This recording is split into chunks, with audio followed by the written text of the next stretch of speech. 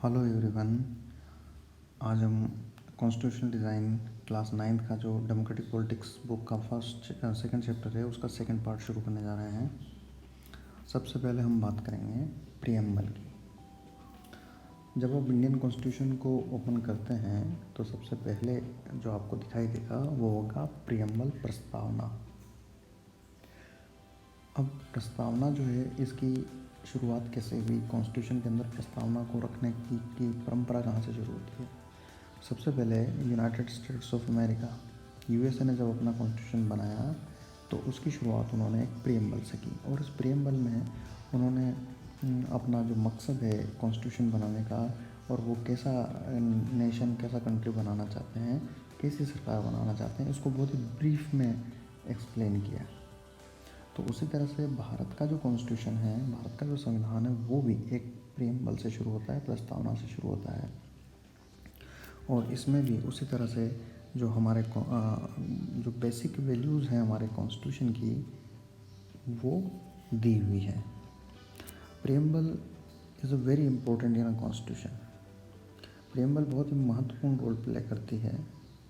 ये अगर किसी भी पर्सन को इंडियन कॉन्स्टिट्यूशन के बारे में पूरी जानकारी लेनी है तो अगर वो केवल प्रीएम्बल पढ़ लेगा तो भी उसे बहुत कुछ भारत के संविधान के बारे में पता लग जाएगा कि भारत के संविधान बनाने वाले जो कॉन्स्टिट्यूशन मेकर्स थे वो कैसा कॉन्स्टिट्यूशन और कैसा देश, कैसा समाज वो बनाना चाहते थे।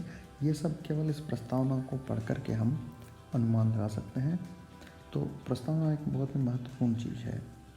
कभी कभी ये भी हुआ है कि अगर मान लो संविधान के किसी खास प्रोविज़न में, किसी खास धारा को समझने में अगर कोई कठिनाई हो रही है, उसका इंटरप्रिटेशन सही से नहीं हो पा रहा है, तो कई बार सुप्रीम कोर्ट और जो कानूनविद हैं वो ये मानते हैं कि हम संविधान की प्रस्तावना को पढ़ करके इस तरह के इंटरप्रिटेशन में अगर कोई डाउट है तो उसको हम दूर कर सकते हैं। तो भारत के संविधान की प्रस्तावना बहुत ही अच्छी है। इसमें भारत के संविधान की जितनी भी बेसिक वैल्यूज़ है वो दी हुई है। ये आपके सामने यहाँ पर भारत के संविधान की प्रस्तावना दी हुई है और बुक में भी दी हुई है। इसके अंदर आप देखेंगे कि कुछ लेटर्स जो हैं वो मैंने रेड कलर्स में किए हुए हैं और थोड़े से हाईलाइटेड हैं। तो ये जो लेटर्स हैं ये हमारी बेसिक वैल्यूज़ हैं। इन्हीं के बारे में हम वन बाय वन करके समझेंगे। सबसे पहले आप देखें किससे शुरुआत हुई है, we the people of India. ठीक है, तो सबसे पहले हम यहीं से समझना शुरू करते हैं कि we the people of India का मतलब क्या हुआ। We the people of India का मतलब ये हुआ कि जो कॉन्स्टिट्यूशन बनाया गया है वो इंडिया के लोगों ने बनाया है। याद करें इंडिया के कॉन्स्टिट्यूशन को किसने बनाया, हमने फर्स्ट पार्ट में डिस्कस किया था। Yes, Indian constitution was made by a constitution assembly, संविधान सभा ने बनाया। और ये संविधान सभा के लिए क्या हुआ था, इलेक्शन हुए थे और इसको इनडायरेक्टली इसके मेंबर सिलेक्ट किए गए थे। फिर इन मेंबर्स ने 2 years 11 month एंड 18 days में रात दिन काम करके हमारे इस कॉन्स्टिट्यूशन को प्रिपेयर किया। तो इस तरह से ये जो कॉन्स्टिट्यूशन है वो भारत के लोगों ने बनाया है। इसकी घोषणा संविधान की प्रस्तावना से ही हो जाती है कि we the people of India, हम भारत के लोग। ये हमें किसी राजा ने या किसी दूसरे देश की सरकार ने उपहार में नहीं दिया है, इसे हमने खुद बनाया है। चलिए, दूसरा जो वैल्यू पॉइंट है वो है सवर्ण। सवर्ण हिंदी में से कहेंगे संप्रभुता। इसका मतलब ये होता है कि कोई भी कंट्री और वहाँ के लोग किसी भी डिसीज़न को लेने में पूरी तरह से इंडिपेंडेंट हैं, स्वतंत्र हैं। उनके ऊपर किसी तरह का कोई भी एक्सटर्नल प्रेशर काम नहीं करेगा। इसी को हम कहते हैं सॉवरेनिटी, संप्रभुता। तो जो प्रस्तावना है वो ये बताती है कि India is a sovereign country, Bharat एक संप्रभु देश है। ये यहाँ के लोगों की मर्जी के हिसाब से निर्णय लेता है। देन थर्ड हमारा जो कीवर्ड है दैट इज़ सोशलिस्ट, समाजवादी। तो यहाँ जो समाजवादी का अर्थ है वो ये है कि समाज के अंदर, सोसाइटी के अंदर जितने भी डिफरेंट ग्रुप्स हैं उनमें किसी भी तरह से असमानता ना हो, उनमें भी किसी भी तरह से जो संपत्ति है उसके वितरण को लेकर के बहुत अधिक भेदभाव या उनमें बहुत ज़्यादा गैप न हो। क्योंकि एक समाजवादी राष्ट्र, समाजवादी राज्य वो होता है जहाँ पर लोगों के बीच में आर्थिक और सामाजिक दोनों ही तरह से भेदभाव की संभावना न के बराबर होती है। अगला हमारा की पॉइंट है सेक्युलर, धर्मनिरपेक्ष। इससे हम वर्ड से हम काफ़ी अच्छे से परिचित हैं, पहले की क्लासेस में भी ये कई बार आया है सेक्युलरिज्म। तो आप जानते हैं कि सेक्युलर कंट्री कौन सा होता है? A secular country is a country which does not have any official religion, जिसका अपना कोई ऑफिशियल रिलीजन नहीं होता। तो India is a secular country because we do not have our official religion. हमारे देश की सरकार का कोई ऑफिशियल रिलीजन नहीं है।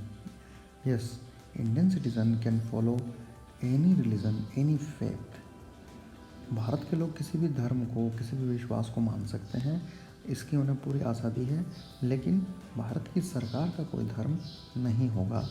तो इस तरह से India is a secular country. अगली बात है डेमोक्रेटिक। तो ये तो हमें बहुत ही अच्छे तरह से क्लियर है कि India is a democratic country. तो डेमोक्रेटिक कंट्री कौन सा होता है? डेमोक्रेटिक कंट्री वो होता है जहाँ पर लोगों को इक्वल पॉलिटिकल राइट्स हों, जहाँ पर लोग अपनी गवर्नमेंट को खुद इलेक्ट कर सकें और वो लोगों के प्रति अकाउंटेबल और ज़िम्मेदार हों। तो इस तरह से ये हमारी जो कॉन्स्टिट्यूशन मेकर्स हैं उन्होंने अपनी प्रेम्बल में ही बता दिया कि इंडिया जो है वो एक डेमोक्रेटिक कंट्री होगा। चलिए अगले कीवर्ड्स को समझते हैं। रिपब्लिक। अब देखिए डेमोक्रेटिक और रिपब्लिक में थोड़ा सा डिफरेंस है, इसको समझने की कोशिश करें। डेमोक्रेसी का मतलब तो ये हुआ कि जहाँ पर सरकार को चुनने का अधिकार लोगों को हो। People can elect their representative who run the government, that is a democracy. लेकिन रिपब्लिक का मतलब क्या हुआ? रिपब्लिक का मतलब ये हुआ कि the head of the state is an elected person and not a hereditary position. कि एक ऐसा देश जहाँ पर जो सब सर्वोच्च पद है उसका भी इलेक्शन के ज़रिए वहाँ का निर्णय किया जाता है, उसे हम रिपब्लिक कहते हैं। अब सोच करके बताइए कि भारत में जो सबसे बड़ा पद है वो किसका है? सबसे ऊंची पोस्ट कौन सी है? भारत में सबसे ऊंची पोस्ट प्रेसिडेंट, राष्ट्रपति की है। और राष्ट्रपति वो भी भारत के लोगों के द्वारा इनडायरेक्टली इलेक्टेड होता है, अप्रत्यक्ष रूप से निर्वाचित होता है। तो इस तरह से India is a republic country. अब अगली बात करते हैं, दैट इज़ जस्टिस। अगला जो कीवर्ड है वो है जस्टिस, न्याय। इसका मतलब क्या होता है? जस्टिस का मतलब यहाँ पर आप केवल ये ना लगाएं कि ये जो कोर्ट के अंदर जो न्याय मिलता है उस न्याय की बात हो रही है। जो जज लोग कोर्ट के अंदर न्याय दिया करते हैं उसकी बात नहीं हो रही है। जस्टिस वर्ड जो है यहाँ पर बहुत ही व्यापक अर्थों में है। यहाँ पर उसका अर्थ है कि citizens can not be discriminated on the grounds of caste, religion and gender. लोगों के बीच में किसी भी आधार पर कोई भेदभाव नहीं होगा। Social inequalities have to be reduced. जो सामाजिक भेदभाव है उनको कम किया जाएगा, ख़त्म किया जाएगा। Government should work for the welfare of all. सभी के भले के लिए सरकार काम करेगी, specially of the disadvantaged group, और ख़ास करके उन लोगों के लिए जो समाज में डेवलपमेंट के मामले में पीछे रह गए। अगला की पॉइंट है हमारा लिबर्टी। लिबर्टी मतलब स्वतंत्रता, आज़ादी। There are no unreasonable restriction on the citizen in what they think, how they wish to express their thoughts, and the way they wish to follow up their thoughts in action. सरकार जो है किसी तरह से लोगों की सोचने, उसे अभिव्यक्त करने और उसके अनुसार काम करने को लेकर के कोई भी अनवांटेड रेस्ट्रिक्शन नहीं लगाएगी। लोगों को अपनी ओपिनियन रखने का, अपनी बात कहने का, अपनी विचारधारा को मानने का पूरा अधिकार होगा, पूरी आज़ादी होगी। देन नेक्स्ट इज इक्वालिटी, समानता। इस वर्ड से भी आप काफ़ी अच्छी तरह से वाकिफ़ हैं। इक्वालिटी का मतलब हुआ कि all are equal before the law, कानून के सामने सब बराबर हैं। The traditional social inequalities have to be ended, और समाज में अगर किसी भी तरह की असमानता है तो उसे खत्म किया जाना है। The government should ensure equal opportunity for all, सरकार सभी लोगों को अवसरों की समानता सुनिश्चित करेगी। Then last one is fraternity, बंधुता। All of us should behave as if we are members of the same family, हम सबको ये इस तरह से व्यवहार करना चाहिए जैसे हम एक ही परिवार के लोग हैं। We know that India is a diverse country, Bharat के अंदर बहुत ज़्यादा डाइवर्सिटी है, कई रिलीजन, कई लैंग्वेज, कई फेथ को मानने वाले, डिफरेंट कस्टम्स को फॉलो करने वाले लोग हैं, but ultimately we are Indian.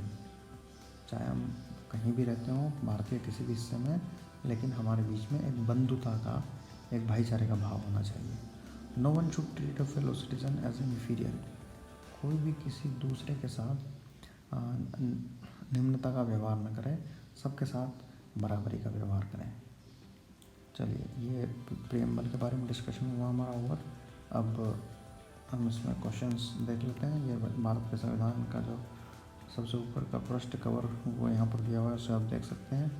Question है, what do you mean by apartheid, who was Nelson Mandela, what is the constitution, why is it important, right a note on the making of Indian constitution, who was the president of Indian constitution assembly, who was the chairman of drafting committee, what is preamble, why is it important, explain the key words of the preamble of Indian constitution.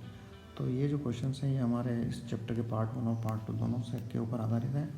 आप ध्यान से इस chapter को पढ़ें और video को देखें तो आप इसे आसानी से कर पाएंगे। आपने ध्यान से सुना, उसके लिए बहुत बहुत धन्यवाद।